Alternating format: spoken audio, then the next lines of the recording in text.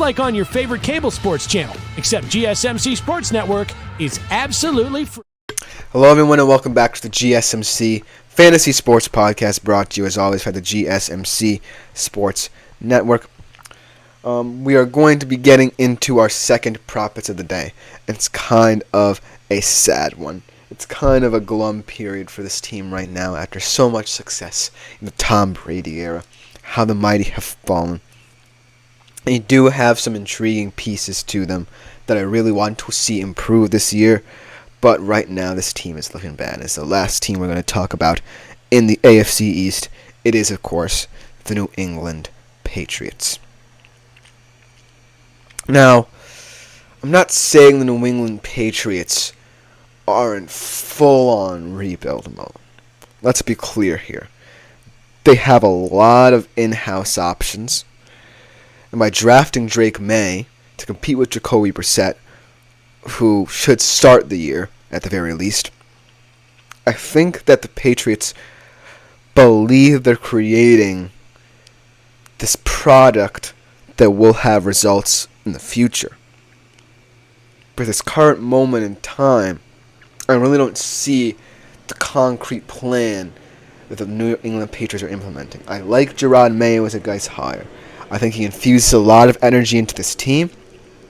I think he infuses a kind of youth that Bill Belichick didn't bring. I think that his kind of old mindset kind of muddied what the Patriots were, and he didn't necessarily improve Mac Jones. That's why New England find themselves where they are right now, but I think that Drake Maye could be the right person to get this team going. But that being said, in his first season, I do not believe the New England Patriots will be any good.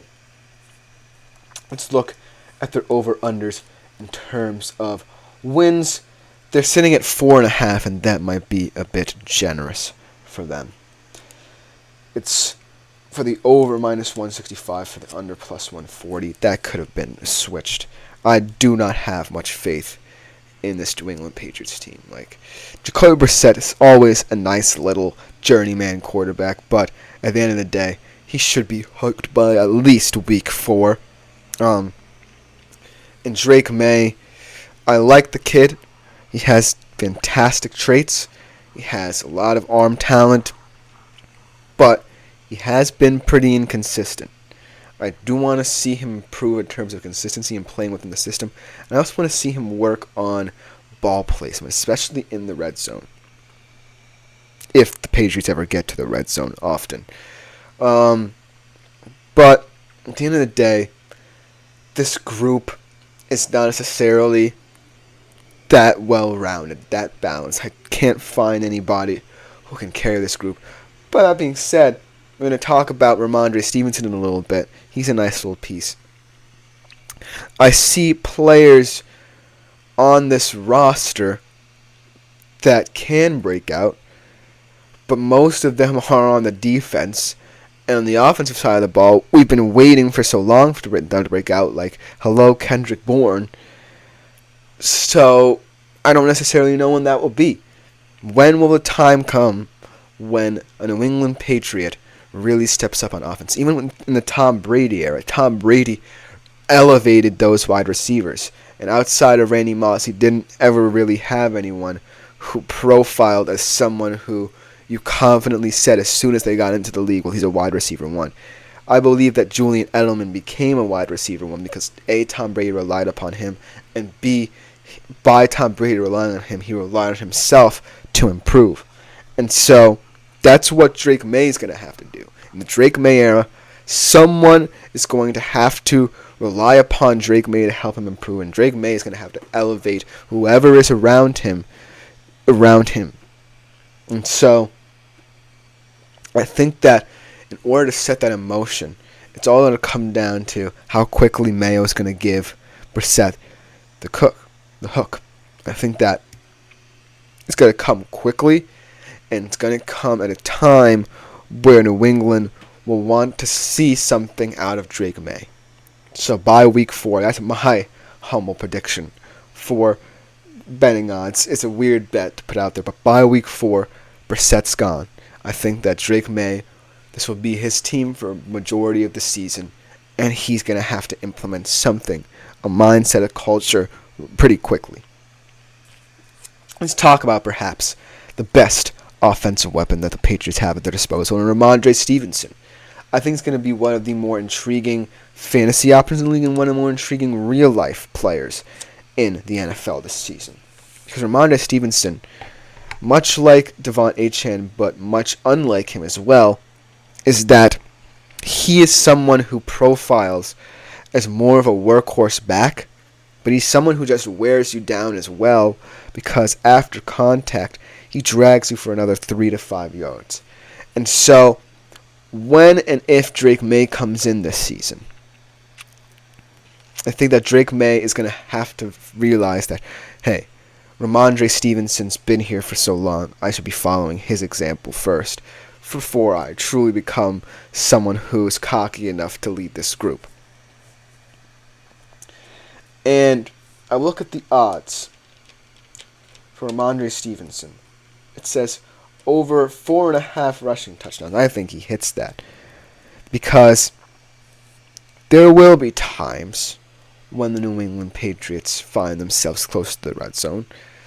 It's going to rely a lot on the defense and what they do. But there will be times, few times, but times where the no-brainer option is to hand the ball to Ramondre Stevenson from 5 to 7 yards out. And so, a lot of people probably were thinking, well, if you're saying the Patriots aren't getting close to the red zone, why should I believe you that Ramondre Stevenson will hit the over? Because Ramondre Stevenson, like I said, just wears you down.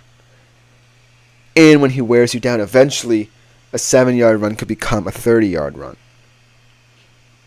You see what I'm getting at here? I think that Ramondre Stevenson sets up so well for this New England Patriots team because we know there might be some ineptitudes in terms of the passing game.